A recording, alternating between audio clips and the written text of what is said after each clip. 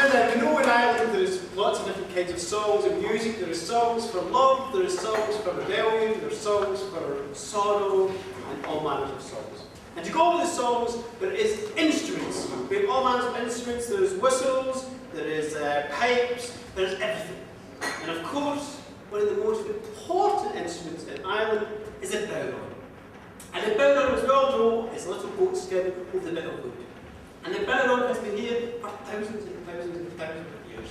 And it used to be said in Ireland that you could go out into the countryside and you'd see a nanny goat. And she'd be walking along, and behind her would be little kid goats. And the little goats would all be walking along, and the mammy would take them, and all the little goats would be behind them going, "Bah, where are we going, mammy, bah?" And she'd take them to the local pub. And in the local pub, the mammy goat and the little baby goats would go, and they'd go in and they'd sit, and there would be musicians, and there would be a fella with a bowline beating away a tune, and the mammy would go, "There's your granny." And they'd go, "Oh, isn't granny make brilliant music? Oh, she's wonderful. Mammy, mammy, when can we grow up to slaughter their skins taken off us and turn into bowlines?" And she said, "Only if you're good. If you're good, you'll grow up and become a bowline." And so the bowline was a very, very important instrument in Ireland. But then something terrible happened. In 1958, a tourist came to Ireland. And being a tourist and being the only one there, he thought, "I'll get into Irish culture." And he looked about and all the things, and he saw the bowline. And he thought to himself, "That looks very, very easy. I'll try the bowline." And he got a bowline and he was the first bad bowline player in Ireland. And now you can go anywhere in Ireland, you go into a pub and there's musicians there, and there'll be a lassie with a fiddle and a fella with a pipe, and they'll start playing a tune, and the next thing there'll be 73 people there from Iowa and Sydney, and they'll all about their bowlines and on they go. Now, this story is about a man, and his name was Toby. And Toby was from America. And Toby came to Ireland in the 70s. And at that time, Ireland was a bit different from now. And he came to Ireland, and he was really into Irish culture and Irish ways. He wanted to know all about Ireland. And of course, he thought to himself, "I'll learn to play the bowline." And he got a bowline, and he went through every village and town and city in Ireland, and everywhere there was a session, there was Toby. And the men were scunnered with him. He would take a beat, and he would go too high, he would take it too low, and they were waiting with him. But the thing was, Toby was 19, and he was handsome, even more handsome than myself. And he was tall, and he had lovely curly hair and sparkling American teeth. And whilst the men were scunnered with him, Jesus, the woman of Ireland, they loved him. And Toby took it upon as a mission to love as many of them back as possible. And so it was that Toby and his bowline were chased from every village and town and city in Ireland until they came to the one place in Ireland where you can do what you like and play your bowline as bad as you want, and that was Galway City. And he arrived here in the late winter of 1977, if I'm correct, about January or February, and he was at a session in and sure, the music was going on, the fiddles were playing and the pipes were going, and Toby was there in the corner, and folk were getting started, the men were looking at him glaring, and the women were all sighing. And the session went on and on and on and on and on, and sure, it went on until dawn. And when dawn came up, the session finally finished, and Toby was going to make his way back to his hostel, and there was a woman there, and she looked at Toby, and he looked at her, and they decided to go for a walk. And he went for a walk along the banks of the Corn. And Toby, who loved all things American, because he was American, but he also loved things Irish, because he was American, he said to the woman, "Tell me all about Galway, the great myths and heroes." And the woman, whose name was Peggy, said, "Sure," and she was desperately trying to remember all the things her grand told her. And she said, "There used to be leprechauns in Ireland, and the reason they drank was that they were all gay and they were very happy, but then Patrick told them to stop it, and they all got really upset, and they suspended their sexuality, took to drinking, and it was really terrible." And so we went, "Wow! Jesus, I never knew that. Tell me more about Ireland." And she said, "Well," she said, "I'll tell you what. I'll take you to a magic place where the fairies hang out." Oh, get to there.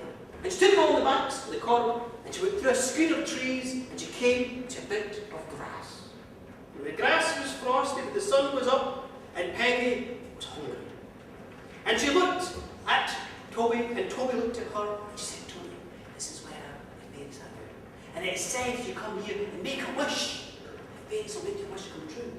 Oh, and Toby was well chuffed with this, and he said, Peggy, what do you wish for? And Peggy looked at Toby, and she kind of took her coat off in a kind of young Galway woman kind of way. And she said, Toby, I think you know what I wish for. And she lay herself down, and Toby made all her wishes come true. Still touching. So, a few hours passed before that, and they were lying there, the steam coming off them with the frosty morning. And Toby stood up, naked and handsome. Handsome as myself. Well, I think he was on. He stood up, and Peggy looked at him. She said, Toby, what do you wish for? And she was thinking, he's wishing for life. She's probably got a green card. It's going to be fantastic. And Toby looked at her, and he looked down, and he said, I'll tell you what I wish for, Peggy. Peggy, what I wish for is Ireland to celebrate my genius and my prowess on the Bowron. I want the world to cheer and celebrate and take pictures of my greatness. And he walked to the edge of the corridor as he was saying it, and he threw out his arms. Ireland, I wish you to celebrate how wonderful I am. And suddenly his foot slipped on a stone, and his two legs were up in the air, and his head skipped the stone, and he went into the water. Peggy stood up to throw her clothes on. She looked and she looked, and Toby had gone, and then reappeared, and he was out in the middle of the corridor, and a current got him, and the current dragged him away. Well, Peggy sat about, and she was shouting, man the water, man the water! And all the men around the boats, the fishermen, started rowing, trying to find Toby. And the water went out all around Galway. The man's in the water. But they all saw his body was taken by the river, and all the way down the corridor, and it was seen going under the Wolftown Bridge, and it was under the Wolftown Bridge, everybody waited, and it didn't come out again. And it wasn't seen. And Toby's body had vanished. Well, Peg was a bit upset, as you can imagine, but she recovered after a couple of weeks. And his body was never found, the fishermen never found it, the lifeguards never found it, and eventually Galway started getting on with life as usual.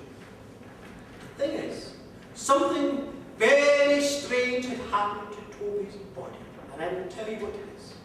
Just here in the river, between Spanish Arch and the other side, the Cladder, there's a river bank there used to be a hole down in the bottom of the riverbed.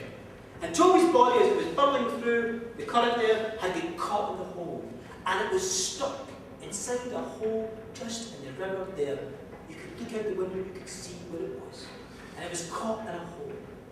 And it was stuck there. And of course, being a body, a dead body, it started to do some very, very interesting things. Because nature is the most wonderful thing in the world. When you die, your body begins to decompose. And it has to. Because if it doesn't decompose, it would just lay there and stay there, and you have mountains of elephants and dinosaurs and all manner of things reach up to the sky. You have to decompose. And decomposing is very, very exciting. What happens is, the bacteria in your belly, which eats all the food, it spills out. And the bacteria is very, very hungry. Oh, I'm very, very hungry. And it goes all around your body, and it starts nibbling at your muscles, and at your cartilages, and your veins, and your fat, and it nibbles away. Oh, it's a great food, the dog is very, very happy. And of course, if you've got a good meal and you're very, very happy, your all start shining. In Galway. So, all the bacteria start shining, and they make baby bacteria. And all the baby bacteria are hungry, and they start chewing away as well. And all the bacteria go around this dead body, and they're chewing away, they're leaving behind gas and fluids, and the body begins to bloat and swell. As it does. And as it's swelling, there's fat accumulated under the skin, and when the water's cool, the fat is hard, and when the water's warm, it melts a bit like cheese. In fact, it's called log cheese. These are the things that happen to your body. Now, this was what was happening to Toby. Very exciting stuff. And the gas was leaking out his rear end, because the gas had to go somewhere. And the gas was beginning to fill the hole behind him, and the pressure was building up, as his body, internal body was decomposing. Now, as Toby was decomposing with a fervour, out in the land above the water in Galway City, there was things composing with a fervour. Because it was 1977. And all the poets of Galway, and the musicians, and the puppeteers and the playwrights had decided to get together and set up the Galway Arts Festival. And they were planning to have it in April 1977.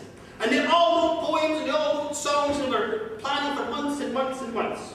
And eventually April came around, April 1977, for the launch of their very first Galway Arts Festival. And people from the world came round, and they all met down there on Spanish Arch. There was folk from everywhere. There was folk even from Cavan and Kerry there. And there was reporters and camera crews and all manners of stuff. And the first musician got up, and he was going to say a big pronouncement to launch the very first Galway Arts Festival. And he stepped forward with his back to the river, and he stood there.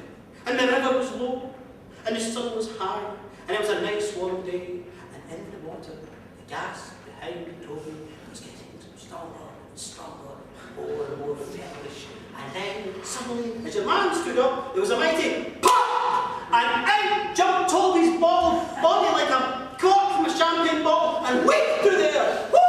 Up it went. And there was water flying everywhere, and as his body went higher and higher and higher, there was bits falling off its strange ribbons of skin and bones and more cheese all flying through the air, went higher and higher and higher it went, and everybody was looking at it. And suddenly all the cameras went. And as the body got to its very, very highest point, suddenly everybody looked and they went, "Wow! Wow!" And so it was that Toby's wish came true.